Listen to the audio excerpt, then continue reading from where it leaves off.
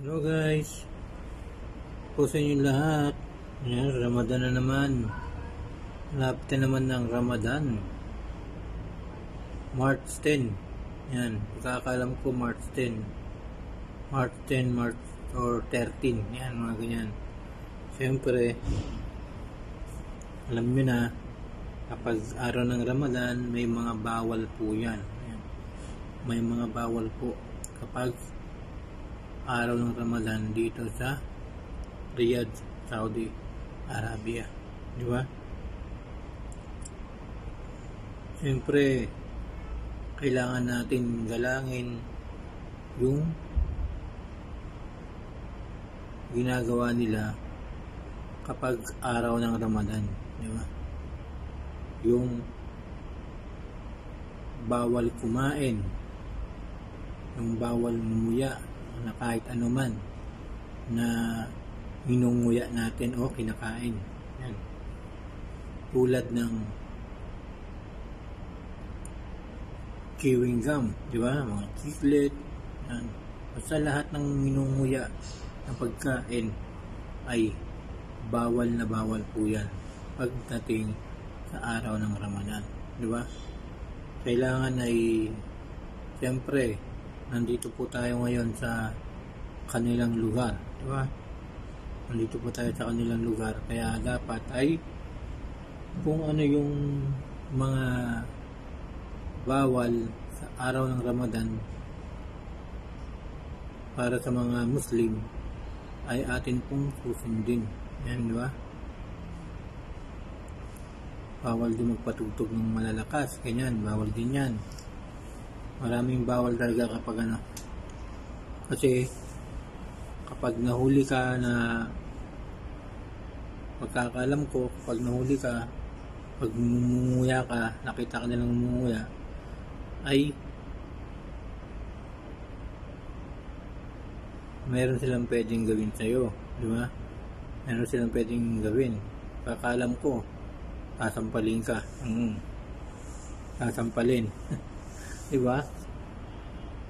Kaya dapat kung ano yung bawal ngayong Ramadan dito sa buong Riyadh, Saudi Arabia, ay kailangan susundin natin.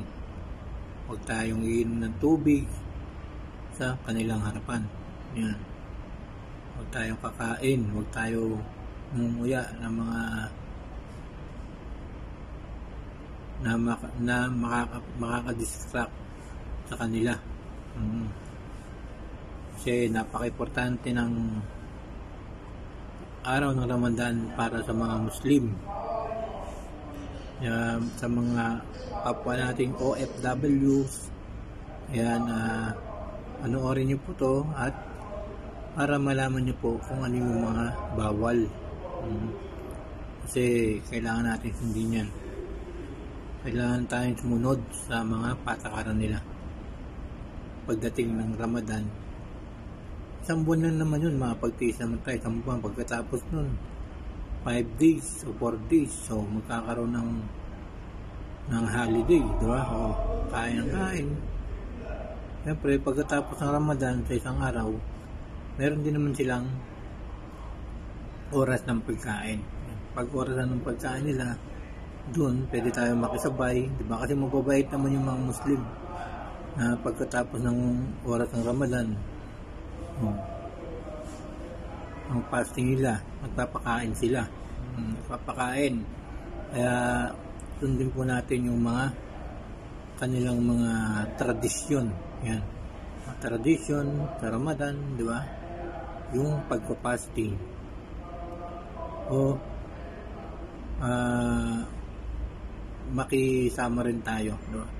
Makisama tayo sa kanilang fasting na maiwasan natin yung mga ganyan, yung mga pagkain sa harapan nila, yung tayo kumakain pero sila nagpa-fasting. Siyempre nakakaya naman yun, di ba mga guys? Nakakaya naman nun mga viewers, lalo na sa mga ating mga OFWs. Maraming salamat po sa inyo lahat. Sana po ay maging maayos ang araw ng Ramadan, buwan ng Ramadan dito sa Saudi Arabia.